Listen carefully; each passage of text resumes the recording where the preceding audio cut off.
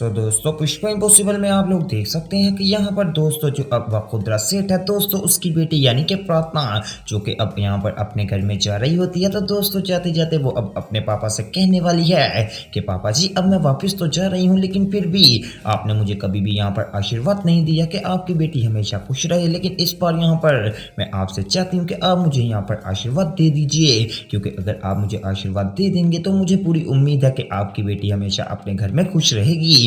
अब दोस्तों जब वसुंधरा सेठ ये सारी बातें सुनता है तो वो बिल्कुल खामोश होकर एक साइड पे बैठ जाने वाला है। अब दोस्तों जो सुशीला है वो कहती है, अरे बेटा तुमने अपने पापा को क्यों कह दिया, तुम्हें पता है ना वो कभी भी आशीर्वाद नहीं देते, और वैसे भी अब तुम्हारा उनके साथ कोई भी प्यार नहीं रहा। दोस्तों दरअसल सुशीला ये बातें इसलिए कर रही थी ताकि वसुंधरा का दिल नरम हो जाए और वो जल्दी से उठकर अपनी बेटी को गले लगा दे, और दोस्तों बिल्कुल वही हुआ। अब वसुंधरा सेठ कहता है, सुशीला जितना तू समझती है वसुंधरा उतना गंदे दिल का आदमी नहीं है। मैं मानता हूँ मैं थोड़ा सा यहाँ पर गुस्से वाला हूँ, लेकिन मैं अपनी बेटी के लिए हमेशा यही प्रार्थना करूंगा कि वो अपने घर में हमेशा सुख और यहाँ पर बिल्कुल अच्छे तरीके से रहे। इसलिए बेटा इधर आओ, मैं तुम्हें आशीर्वाद देता हूँ। अब दोस्तों वसुंधरा सेठ यहाँ पर अपनी बेटी प्रार्थना को गले लगा लेने वाला है, जो कि सच में दोस्तों बिल्कुल एक इमोशनल सीन था। और दोस्तों ये सीन देखकर तो मैं काफी ज्यादा हैरान हो गया। ये वो वसुंधरा है जो कि कभी किसी को बुलाया भी नहीं करता था और आज अपनी बेटी को आशीर्वाद दे रहा है। और दोस्तों जब प्रार्थना यहाँ पर गले मिल लेती है तो दोस्तों वसुंधरा कहता है, जा प्रार्थना अपने हस्बैंड को भी बुलवा कर लिया ताकि मैं उसको भी आशीर्वाद दे दूं और वो तुझे अपने घर लेकर चला जाए। अब दूसरी तरफ दोस्तों आप लोग देख सकते हैं कि यहाँ पर दो दिलीप पटेल और दोस्तों पुष्पा इम्पॉसिबल है ना दोस्तों दोनों बैठे होते हैं और यहाँ पर बातचीत कर रहे होते हैं कि हम यहाँ पर उस हॉस्पिटल में जब यहाँ पर हमारी तितली पैदा हुई थी तो उस हॉस्पिटल में 4 और बच्चे पैदा हुए थे जिनके पास हम गए हैं, और वो बता रहे थे कि उनका तो बच्चा कोई भी गुम नहीं हुआ, इसलिए हमें यहाँ पर कुछ भी इंफॉर्मेशन नहीं मिली। अब दोस्तों वहां पर वीरेन का बंदा सारी वीडियो वगैरह बना रहा होता है, और दोस्तों जब यहाँ पर वो वीडियो बना रहा होता है ना तो दिलीप पटेल पुष्पा से बातें करते करते अचानक उसकी नजर यहाँ पर उसी बंदे पर पड़ जाती है और वो कहता है, अरे पुष्पा वो देख सामने एक बंदा हमारी वीडियो बना रहा है, पता नहीं ऐसी कौन सी बात हो गई।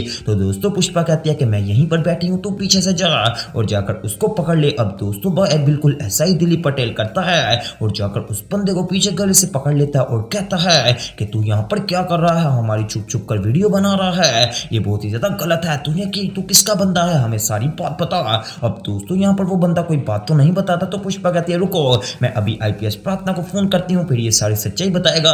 हेलो आईपीएस प्रार्थना, ये भाई यहाँ पर हमने एक बंदा पकड़ा जो कि हमारी वीडियो बना रहा है, क्या तुम उसको जेल की सलाखों में बंद करोगी। तो दोस्तों इतनी देर में यहाँ पर प्रशांत यादव कहता है कि जी मैं आपको यहाँ पर अभी बात बताता हूँ। अब दोस्तों यहाँ पर वो कहता है कि मैं वीरेन का बंदा हूँ और वीरेन ने बस मुझे अपने काम पर भेजा था कि जाकर मैं आप लोगों की वीडियो बनाऊं। अब दोस्तों जब यहाँ पर वो कहता है ना कि मैं वीरेन का बंदा हूँ तो दोस्तों तभी यहाँ पर जो दिलीप पटेल है ना दोस्तों वो कहता है कि देखा ये वीरेन का बंदा है और हमारी जासूसी कर रहा है, अब तो बेटा तुझे यहाँ पर पुलिस मिलेगी, चल आप पुलिस के पास चलते हैं। अब दूसरी तरफ दोस्तों दिखाया जाता है कि यहाँ पर जो ऋषभ और राशि है दोस्तों वो दोनों इकट्ठे बैठे होते हैं कि इतनी देर में राशि कहती है कि ऋषभ अब हमें यहाँ पर अलहदा अपना सेपरेट फ्लैट ले लेना चाहिए क्योंकि तुमने मेरे से वादा किया था और अगर तुमने वादा किया है तो इस वादे को पूरा भी करना पड़ेगा।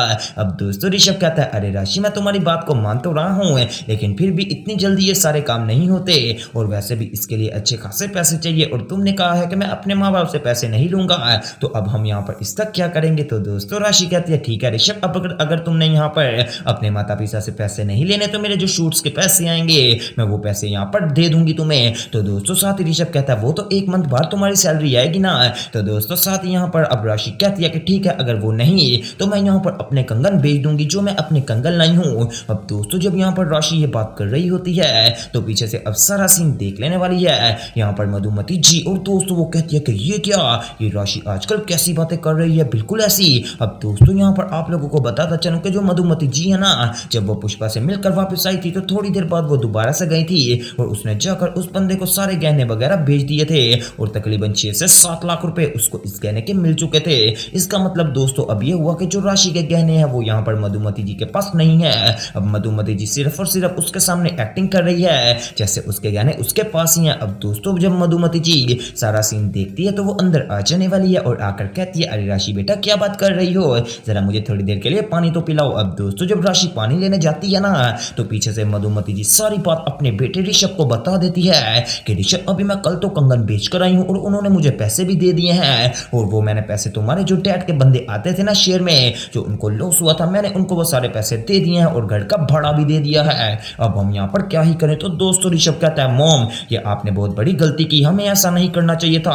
अब राशि क्या ही सोचेगी। अब दोस्तों इतनी देर में राशि पानी लेकर आ जाने वाली है। तो दोस्तों तभी यहाँ पर मधुमती जी कहती हैं राशि क्या बात कर रही थी। तो राशि कहती है कि कुछ नहीं मोहम्मद, दरअसल अलग फ्लैट में जाने की बात हो रही थी। तो दोस्तों साथ ही यहाँ पर मधुमती जी कहती है अरे क्या हुआ, इस फ्लैट में क्या तुम्हें यहाँ पर कोई कमी है हमारे घर में। तो दोस्तों राशि कहते हैं नहीं नहीं कमी तो कोई नहीं है, लेकिन हमारी पहले बात हुई थी कि जब यहाँ पर हमारी शादी हो जाएगी तो वो मैं अलग फ्लैट में रहूंगी। तो ऋषभ ने इस शर्त को कबूल किया था और इसलिए तो मैंने इससे शादी की थी। तो दोस्तों मधुमती कहती हैं बेटा इसका क्या मतलब है कि तुम दोनों अलग रहोगे, मुझे ये बिल्कुल भी पसंद नहीं आई तुम दोनों की बात, ऐसा नहीं होना चाहिए बल्कि तुम लोगों को हमारे साथ रहना चाहिए। तो दोस्तों साथ ही राशि बोलती है अरे क्या हो गया मधुमती जी, आप तो गलत समझ रही हैं, मैंने कब कहा है कि अलग रहना है, घर हमारा एक ही होगा, लेकिन हमारा जो सेपरेशन है वो तो होनी ही होनी है। मैं ये नहीं कहती कि ऋषभ आपको छोड़ देगा, और वैसे भी अब जो यहाँ पर ऋषभ के पास पैसे नहीं है तो क्या हुआ, मेरे कंगन तो है ना, प्लीज आप मुझे मेरे कंगन वापस कर दीजिएगा और मैं यहाँ पर उनको बेचकर अपना फ्लैट वगैरह ले लूंगी। अब दोस्तों मधुमती जी कहती हैं अरे बेटा वो तो बैंक में पड़े हैं। तो वो यहाँ पर दोस्तों साथ ही राशि कहती है कि ठीक है अगर बैंक में पड़े हुए हैं तो मैं कल आपके साथ बैंक चली जाऊंगी, और जब बैंक में चली जाऊंगी तो वहां से सारे अपने कंगन वगैरह निकलवा कर वापस ले आएंगे और फिर बेच देंगे, और इस तरीके से मैं अलग फ्लैट में रह लूंगी। दोस्तों अब यहाँ पर राशि ये बात करके वहां से चले जाने वाली है। अब पीछे से मसला बन जाने वाला है, वो भी सिर्फ और सिर्फ ऋषभ के लिए। अब दोस्तों ऋषभ यहाँ पर अपनी माँ से कहता है कि माँ ये कैसी बात हो गई कि राशि कह रही है कि वो यहाँ से चली जाएगी और वो भी अपने कंगन लेकर। अब दोस्तों बहुत बड़ा मसला बन चुका है। अब दूसरी तरफ दोस्तों दिखाया जाता है कि यहाँ पर जो वो बंदा पकड़ा है ना दिलीप पटेल ने, दोस्तों जब वो आता है ना पुलिस स्टेशन में तो वो आकर यहाँ पर सारी बातों से मुकर जाता है और कहता है कि मैं कोई वीरेन का बंदा नहीं हूँ, मुझे तो वीरेन का भी नहीं पता, अगर आपको यकीन नहीं तो मेरा नंबर ले लीजिए। अब दोस्तों जब प्रार्थना सारा सीन देखती है और समझती है कि हाँ ये ठीक कह रहा है और ये झूठ भी बोल सकता है, तो दोस्तों वो उस बंदे का नंबर ले लेने वाली है। लेकिन आखिर कितनी देर, क्योंकि ये नंबर आखिरकार क्या ही कर लेगा, ज्यादा से ज्यादा उसको बचा लेगा। अब दोस्तों वो बंदा बहुत ही बड़ी चालाकी खेल जाने वाला है और उसने यहाँ पर दोस्तों वो वाला नंबर भी गलत दिया है। और प्रार्थना कहती है कि ठीक है तुम चले जाओ, अगर तुम वीरेन के साथ कोई तुम्हारा कनेक्शन हुआ तो तुम पुलिस के हाथों से कभी नहीं बच पाओगे। अब दोस्तों यहाँ पर फाइनली वो वाला बंदा जो वीरेन का बंदा है बहुत ही ज्यादा चालाकी के साथ अब पुष्पा के ऊपर नजर भी रखे हुए है और सावधानी के साथ दोस्तों वहां से निकल भी जाने वाला है। अब पुष्पा कहती है प्रार्थना से कि प्रार्थना तूने गलत किया, ये बंदा झूठ बोल रहा है। तो दोस्तों तभी प्रार्थना कहती है कि कोई बात नहीं मम्मी, हमें अगर इसकी सच्चाई पता चल जाएगी तो हम इसको पकड़ लेंगे। अब दोस्तों वहां पर वो वाला बंदा भी आ जाने वाला है जो कि यहाँ पर जब कदमरी का सारा सीन हुआ था और वहां पर पुष्पा इम्पॉसिबल में मौजूद थी और तितली यहाँ पर चुराई गई थी, तो दोस्तों ये वही बंदा है जिसने तितली को चुरवाया था।